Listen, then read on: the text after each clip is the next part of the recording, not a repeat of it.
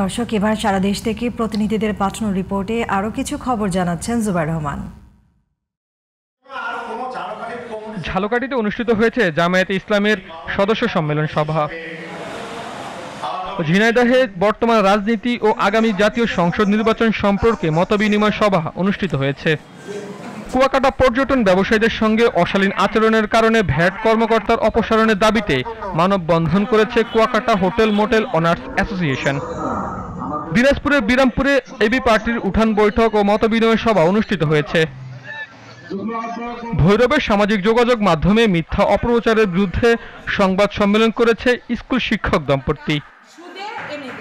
খাগড়াছড়ি দুর্গম বাইবন্স ছড়া ছোটবাড়ি এলাকায় মেডিকেল ক্যাম্প করেছে বাংলাদেশ সেনাবাহিনী।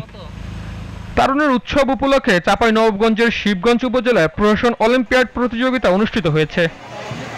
ব্রাহ্মণবাড়িয়ায় সৈয়দ তৈমুর ফাউন্ডেশনের উদ্যোগে প্রতিবন্ধী ব্যক্তি এবং তাদের পরিবারের সাথে আলোচনা সভা অনুষ্ঠিত হয়েছে।